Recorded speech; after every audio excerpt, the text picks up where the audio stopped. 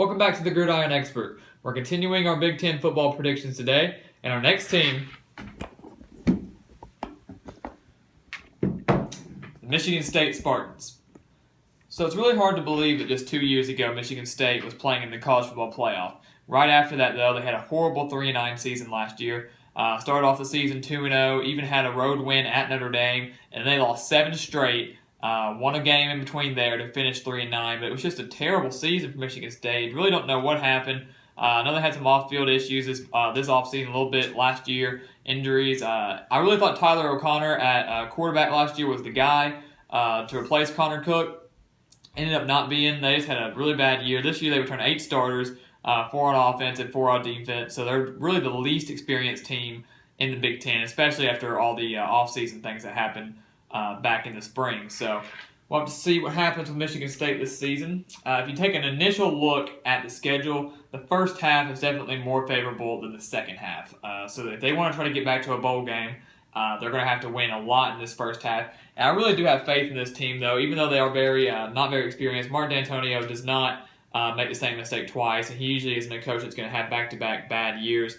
So I think he likes to fly under the radar, as always. I think Michigan State has a solid chance to get back to a bowl, even though they're not very experienced. So, opening up the season with 2 MAC conference opponents in Bowling Green and Western Michigan, both at home.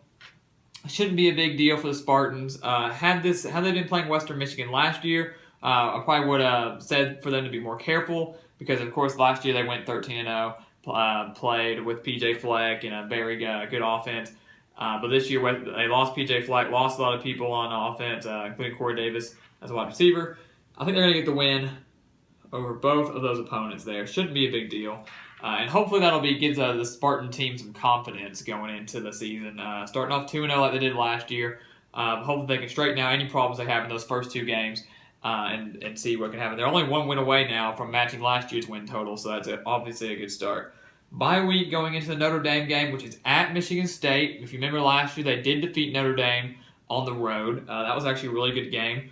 Really back and forth, kind of huge comebacks here and there. I think the final score was 36-28, and that was a huge win. I mean, Michigan State looked like themselves in those first 2 games, and then things just fell apart. This year, getting them at home, a lot of people could see Michigan State winning this game, but I see Notre Dame really turning things around. These 2 teams, Michigan State and Notre Dame, were probably 2 of the biggest disappointments last season. And this year, I think Notre Dame will turn things around more so than Michigan State. And unfortunately for the Spartans, I'm going to predict a loss here against Notre Dame. I feel like they're just going to be too talented. I know a lot of people aren't high on Notre Dame, thinking, well, how are they going to be good coming off a 4-8 season? Who do they have? They actually do have a lot. They're a very experienced team. You saw that in my Notre Dame prediction. So I think they're going to turn things around and get the key road win. And then Iowa, if this was at Iowa, I would be predicting a Michigan State loss. Iowa's a very difficult place to play. However, it's at home. And Michigan State, I think, is going to really rely on their run game this season, led by L.J. Scott. That's going to be the key for them this season, since they have a little uncertainty at quarterback now that Tyler O'Connor has left.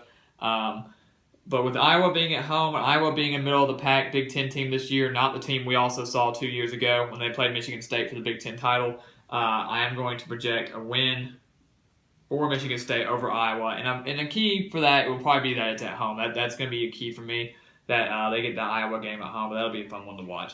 And then they start to play some of the tougher Big Ten opponents in the second half of the season at Michigan, at Minnesota, back-to-back road games, and you got Penn State, Ohio State, and at Northwestern. So, but first off, we'll start with Michigan, key rivalry game. We all remember what happened last time this game was played at Michigan. Obviously, the block punt that led to the Michigan State win pretty much at the buzzer. So that was really exciting. This year, Michigan is not going to be a bad team. A lot of people disagree with my Michigan pick. I have them going 8-4. They're not going to be a bad team. I could even see them going 9-3, but they're not going to get back to that 10-win, 11-win mark that they're hoping for. Michigan's still going to be a very deep threat in this Big Ten, though, and I don't think Michigan State's to the point where they can challenge them again for now, and I'm going to give them a loss to the Wolverines. And same thing at Minnesota. First-year head coach with P.J. Fleck. They do return 12 starters. That's going to be key. That's good for a first-year head coach to have some experience.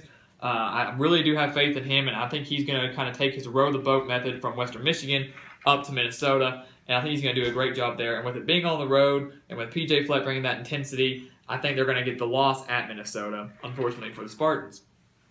And then they get Indiana in a revenge game. I think this was really when the season fell apart for Michigan State last year. They lost at Indiana on the road in overtime. And that was just a tough loss for them. I think that was really the beginning of the end. They had lost to Wisconsin the week before, which wasn't a big deal because Wisconsin was a good team. And then when they lost to Indiana, it was a major upset. And I think that just kind of derailed the entire season for Michigan State. This year they get them at home. Indiana, Richard Legault at quarterback, not going to be a bad team. I can easily see them getting back to a bowl game. But with it being at home, a little revenge, and with the season really on the line here with a 3-3 record, I think they're going to get the key conference win over Indiana at home. That's going to be huge for Michigan State. Now they're 4-3, above 500, and going into this key 3-game stretch here at Northwestern, Penn State at home, and at Ohio State. 2 very tough road games. These are maybe your top 3 teams in the Big Ten right now because Northwestern, a team that a lot of people aren't very high on, and then some are very high on Northwestern. But Clayton Thorson at quarterback, I'm very excited to see him play this year. He showed me a lot of things last season, and Northwestern could be a very dangerous team, potential Big Ten title sleeper for sure. And I'm going to project a loss for Michigan State at Northwestern because I really do have faith in this Wildcat team. I think they're going to surprise a lot of people. And then, obviously, at Ohio State, probably one of the most experienced teams in the Big Ten versus the least experienced team in the Big Ten. Ohio State, we all know, is a very tough place to play. They are playoff title contenders for sure. Predicting a loss there. And then with Penn State being at home, I think Penn State is also, of course, a dangerous team. With Trace McSorley and Saquon Barkley on offense and James Franklin running that program again. Even though it's at home, they could bring a little intensity, could maybe scare Penn State a little bit, much like they did Ohio State last year. Remember that they only lost to Ohio State late in the season by 1 point. Could do the same thing to Penn State. I'm not going to call for it though. Like I said, these are the top 3 teams in the Big Ten, and Michigan State's non-experienced, and they're coming off such a miserable season. I don't expect them to turn things around immediately and become Big Ten title contenders again. But luckily for Michigan State, they end the season against probably the 2 weakest teams besides themselves in their division, in Maryland and Rutgers. And luckily for them, one of them's at home. Maryland, I think they're going to get the win. I think they realize at this point they need to win out to get back to a bowl game, and they know they can win both of these games. And I think I'm going to give them the win over Maryland, a team that could make a bowl game, but I think that's at Michigan State, and if they know what's on the line, they'll be able to bring the heat and get the win over Maryland. And then at Rutgers, a team that has struggled so much in this Big Ten, even though it's on the road, I think Michigan State will obviously have more to play for at this final game of the season. And I think they will get the win over Rutgers, who just has not played well in the Big Ten. And Michigan State, I have going 6-6, doubling their win total from last year and getting back to a bowl game. I know it might not be the season Michigan State fans are hoping for, but I would be pleased because after what happened last year, they just need to hope for a bowl game, and that's what I think is going to happen for them.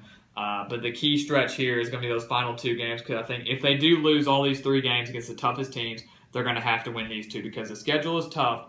The first half obviously is more manageable. So if they want to get to +6 or plus wins, they're going to have to win a couple of these games, whether it's against Notre Dame or maybe the upset at Minnesota. But right now I'm not calling for that. 6-6 record. Spartans return to a bowl game. Martin D'Antonio doesn't really silence any critics if he has any, but he does show that he does fly better under the radar because I know a lot of people don't have a lot of faith in Michigan State this year. So I'm excited to watch the Spartans play and see if they can surprise anybody with more than 6 wins. So we'll have to play it by ear. But please continue to like, comment, and subscribe, and make sure to share our videos. And we'll see you next time on The Gridiron Expert.